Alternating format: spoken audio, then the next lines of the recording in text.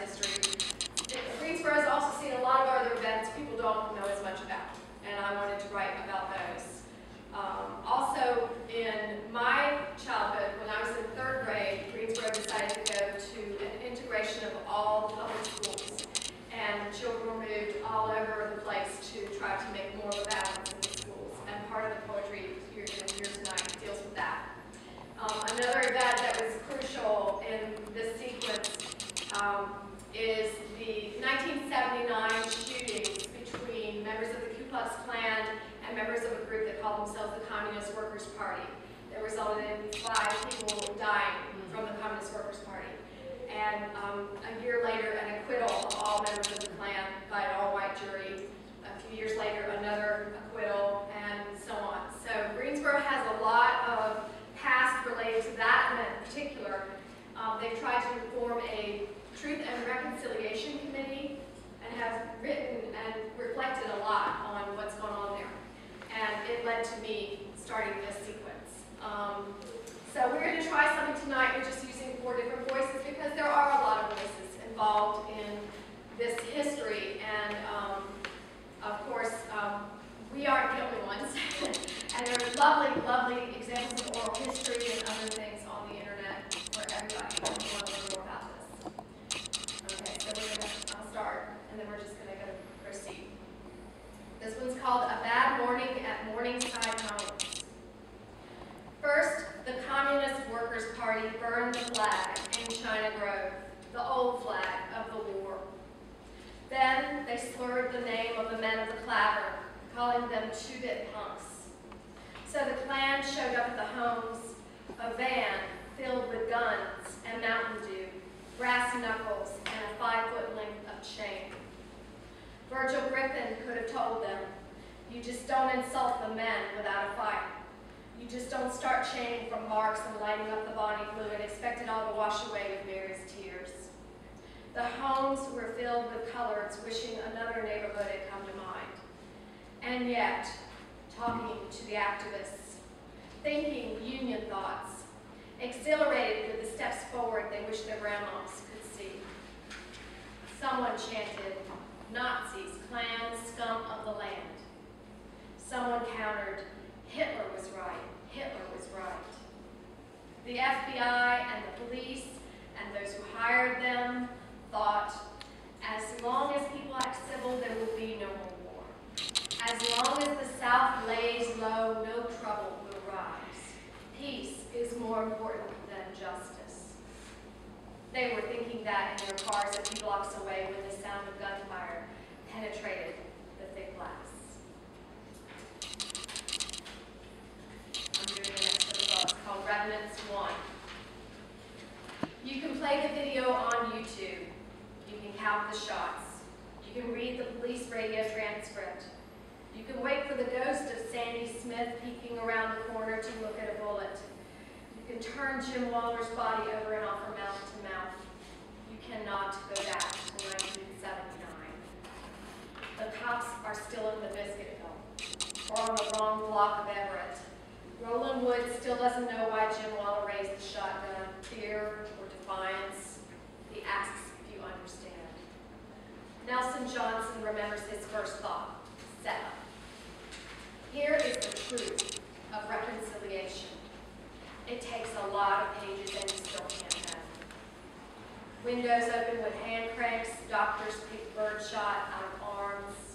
A little boy in a red beret looks at his heart in the camera.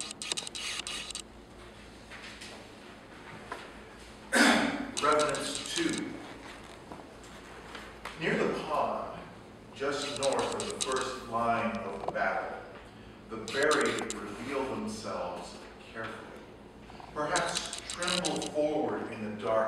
damp leaves.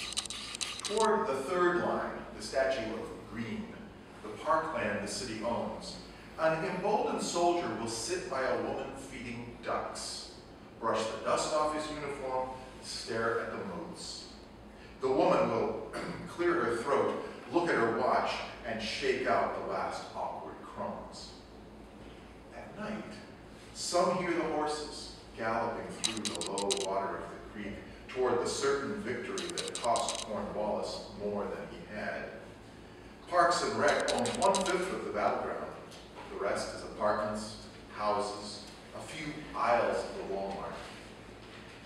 Even during a mock battle, the ones they have each March, dark gray warriors hang back, ask for nothing, look familiar and yet unknown, reciting a chant of loss only the grasses can hear.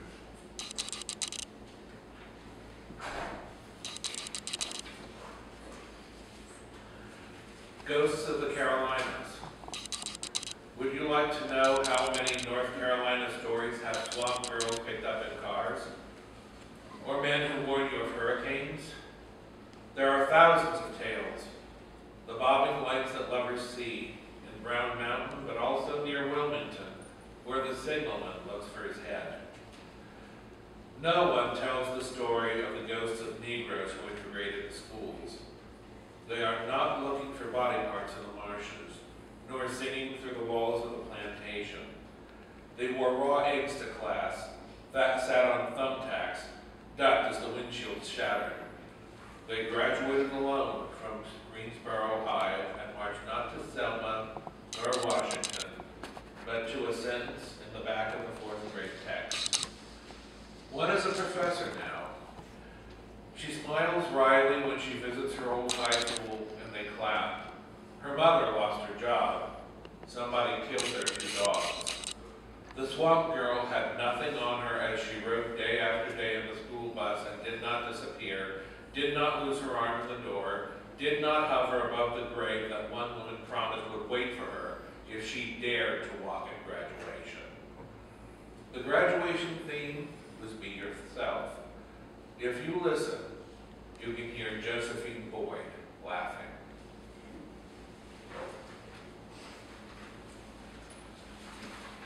Read through. Geneva Tisdale was cleaning the steam table, moving food from the back counter to the front, when the boys came in and asked for pie. She figured they were from somewhere else and didn't know. She let the other girl deal with it, kept on doing what I was doing. Then days went by.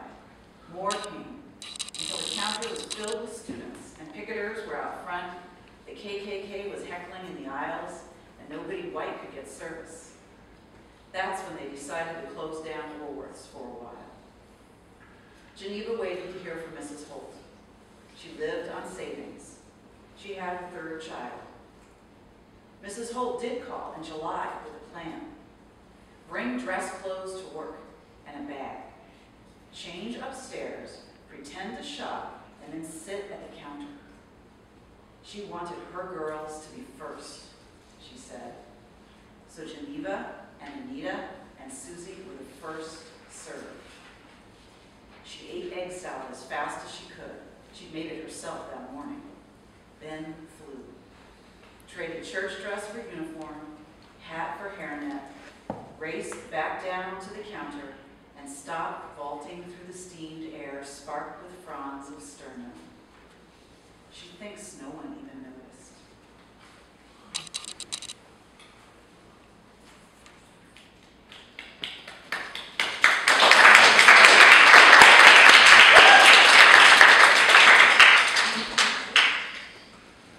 December golf. They were arrested after 9 holes, a bright day that led all the way to Washington.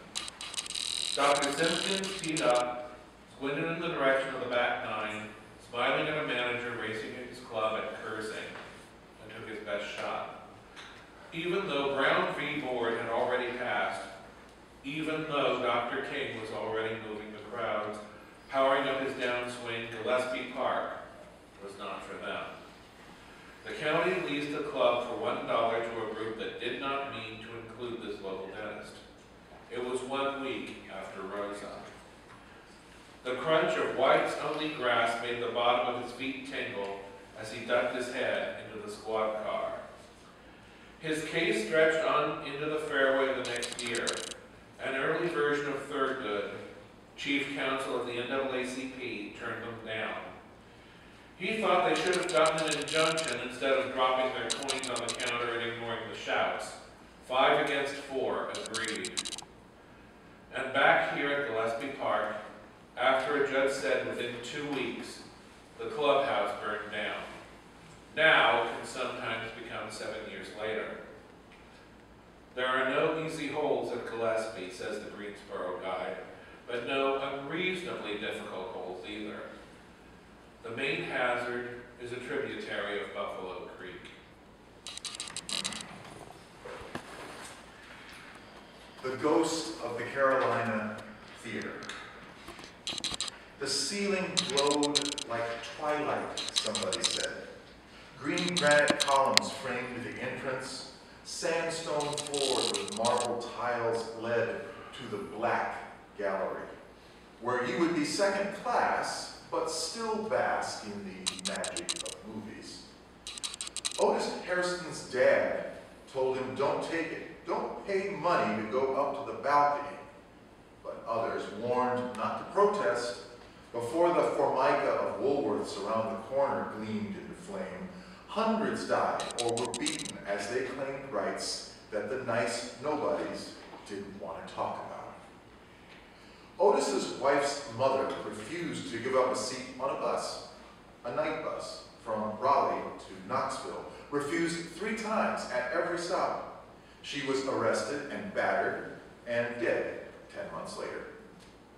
Otis was arrested at the Carolina, booked at the Coliseum, and jailed at the old polio hospital.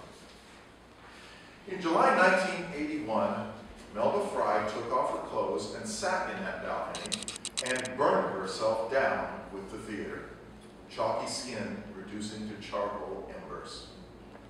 The papers were sprinkled with photos of gold-capped columns, batshit Melba Fry stories, the dusty facade fading into the gray of the shopping mall ads. The theater integrated gradually and civilly, says one guide, recommending the tour of the restored beauty, but watch out for the balcony.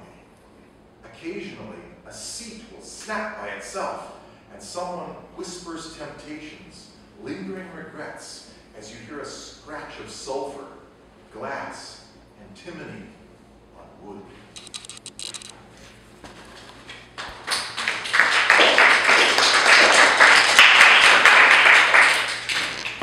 Greensboro's showing.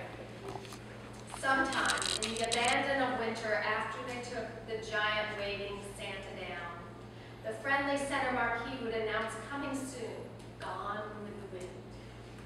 Somewhere in Greensboro, east of Santa and Friendly, there were riots in the spring of 1969.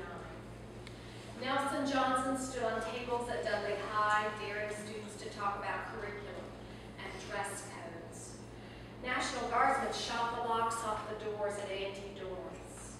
The FBI took down the number from the house of Lucy Moja bookstore and sent telegrams to military intel about the thrifty Kerr market.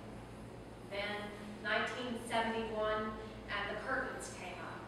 Dirty Harry and Clockwork Orange, horrified and enticed. Someone slammed down the accelerator on the deliberate speed of integration. I remember a Jackson 5 poster in the 3rd grade classroom, and girls who couldn't stop touching my hair, saying my name like a song, Margaret. The same parents who saw Godfather and Last Tango sent me to a new school for much quieter kids. Daylight savings extended to save energy, and the bus lurched to the cinderblock campus in darkness. About the same time, my brother built a diorama of the burning of Atlanta.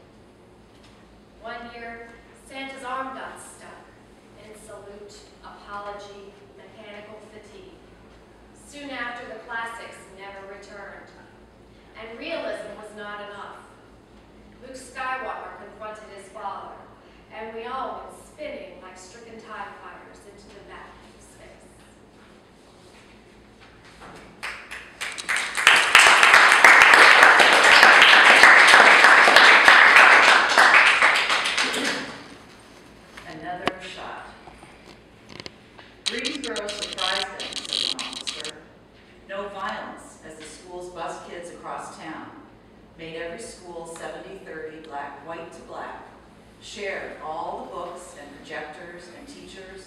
moved me to Claxton, my brother to Blueford, a grand social experiment in integration. And I met black girls. I would learn new dance steps from Sheila as we waited for our buses, always the last to come. I shook my hair and showed her the monkey, and she would laugh. My teacher called me Margaret because there was another Maggie. I read so fast, she ran out of books and sent me every day to choose a new library book.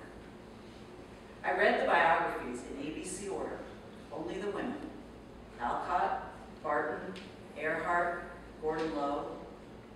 I did not wonder what other children read. They inoculated us against measles that year, holding a gun to our arms and pressing as we watched. They sandwiched cotton between my palm and arm, eased me out of line, and I did not faint until I was back at my desk. 3 students lifted me and the desk from the floor. One boy asked me my name. "Do you know who you are?" the boy kept saying. "I don't want another shot," I said over and over. "Don't shoot me again." "You didn't know who you were there for a minute," said the boy. I knew who I was.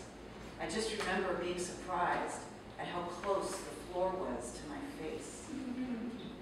For a second, I thought he was a ghost, just for a moment.